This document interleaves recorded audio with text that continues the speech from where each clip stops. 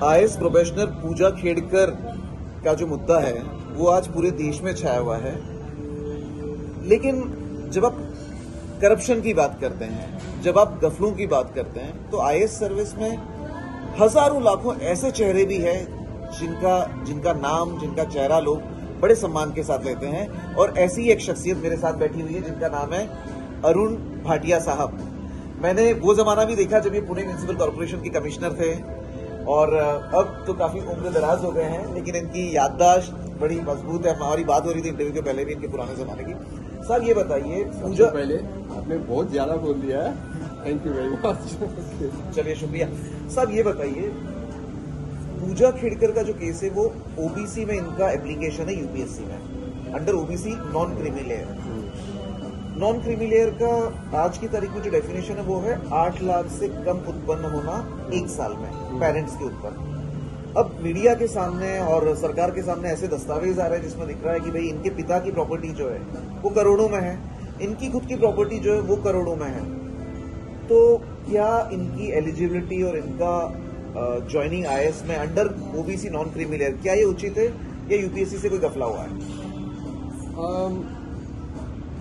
सबसे पहले अगर यूपीएससी ने उनको कहा है कि सर्टिफिकेट लानी चाहिए एम्स से, मुझे पता है ओबीसी वाला मुद्दा है। आई एम सॉरी, ओबीसी वाला तो नॉन क्रीमी लेयर, हाँ नॉन क्रीमी लेयर में कभी भी नहीं बैठ सकते, तो ये होटल का ओनर भी बैठ जाएगा उसमें। ये जो आलीशान होटल है, साहब का कहना है कि अगर ऐसे सर्टिफिकेट कोई लाने लगे, कैमरा पर्सन से रिक्वेस्ट करूंगा होटल का बिल्डिंग ये दिखाए कि इतना बड़ा शानदार होटल जहां पर ये इंटरव्यू हो रहा है इस समय, ये होटल वाले को भी साहब कह रहे हैं वो भी फिर नॉन क्रीमी लेयर में बैठ जाएगा। हाँ बैठ जाएगा, हम सब बैठ जाएंगे।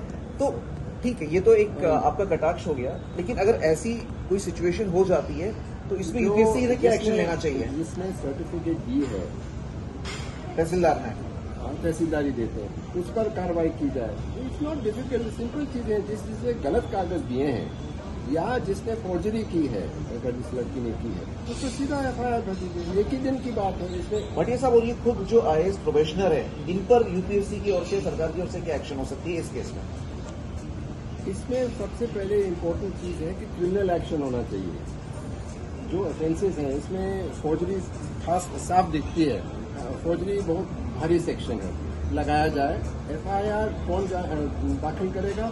कलेक्टर करेगा, बिकॉज वो कलेक्टर को रिपोर्ट करती है, उसके क्रेडेंशियल्स कलेक्टर देखते हैं, she works under the collector. तो अगर उसमें फॉल्स डॉक्यूमेंट्स हैं तो कलेक्टर शुड डू इट। अब यूपीएससी भी कर सकती है, लेकिन यूपीएससी ने तो कुछ आक्षेप लिया नहीं है। यूपीएससी तो शायद मिली होगी इसके साथ, पता नहीं, बट कौन एफआईआर दाखिल करेगा? नहीं, लेकिन यूपीएससी और डीओपीटी जो है, department of personal and training, वो एक्शन क्यों नहीं ले? क्योंकि उनका काम था इनके दस्तावेज चेक करके इनका रिक्रूटमेंट करना और इनका इंडक्शन करना। मैं वहां आने वाला था। अभी एफआईआर की बात कर रहे हैं। जो भी अथॉरिटी डॉक्यूमेंटेशन को चेक करती है,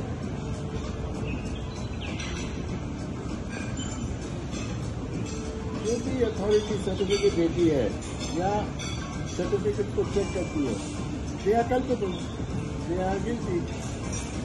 तो एक्शन हो सकता है वहां पर? हाँ, हो सकता है। इसके अलावा DOP as far as I know, department of personnel, वो खुद नहीं चेक करते ये मेडिकल सर्टिफिकेट या ये कास्ट सर्टिफिकेट। तो जो अथॉरिटी है, I think it must be the UPSC, तो वहाँ जिसने चेक किया है तो उस पर एफआईआर डालो।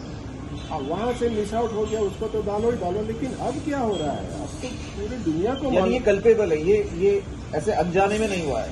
नहीं, अनजाने में थोड़ी होती है बातें।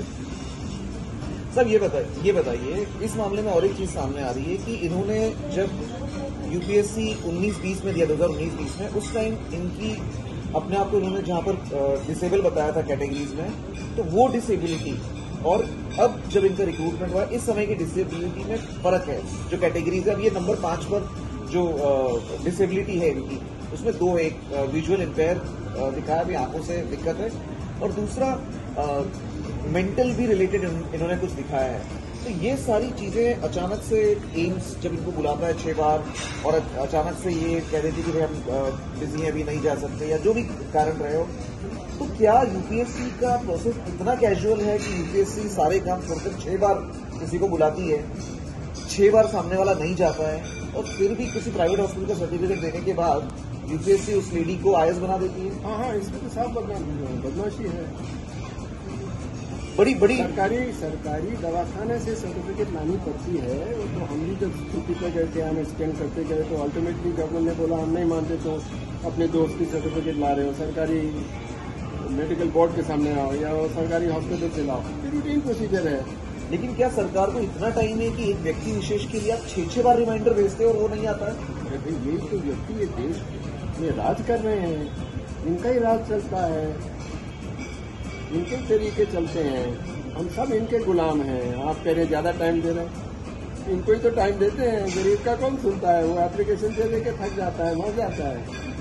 यहाँ ये पैरालिसिस ऑफ द सिस्टम बहुत शर्म की बात है पुलिस की तरफ। ये जो पिस्तौल आपने दिखाया, वीडियो पिस्तौल दिखाने का, तो बहुत बड़ा गुना है, क्रिमिनल इंटिमिडेशन है। माता जी का एक वीडियो सामने आ रहा है।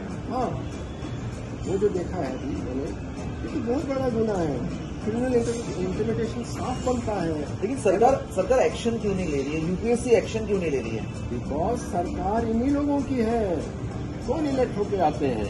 तो आप चूंकि सीनियर आईएएस अफसर रहे हैं, आप सरकार को, आपका क्या मैसेज है इस विषय में? हम सरकार को मैसेज नहीं देंगे, हम मोदी जी को मैसेज जरूर देंगे कि बहुत अच्छा काम किया है इस आदमी ने। सब चीज मेरे मन में और बहुत से लोगों के मन में इनके बारे में बहुत अच्छी भावना है। अभी मैं नेम भी कर सकता हूँ कितने रिफॉर्म लाए, लेकिन एक चीज में उसने बिल्कुल ध्यान नहीं दिया है, गवर्नेंस, करप्शन उनके एजेंडा में ही नहीं दिखता है। और जब तक आप ये नहीं ठीक करेंगे तो आम आदमी की जिंदगी कैसे सुधरेगी? हमें तो डर लगता है पुलिस स्टेशन में जाने में, उनकी धमकी सुनने से। ये बदलना चाहिए। आप हैं अरुण भाटिया साहब, अपने जमाने के सीनियर आईएएस अफसर रहे हैं, काफी नाम रहा है क्लीन इमेज को लेकर। इन्होंने एक बहुत महत्वपूर्ण बात कही है और गवर्नेंस को लेकर बात कही है। पूजा खेड़कर प्रकरण में इन्होंने सीधा सिस्टम के ऊपर आरोप लगाया है। आने वाले समय में देखते हैं जनता के अलावा एक सीनियर आईएएस ऑफिसर है, उनको भी क्या है सिस्टम अपने एक्शन से सही तरीका क्या होता है उसे ये दिखाकर जवाब दे पाएगा कि नहीं। पुणे का न्यूज के लिए टीकम शेखावत, सुमित सिंह।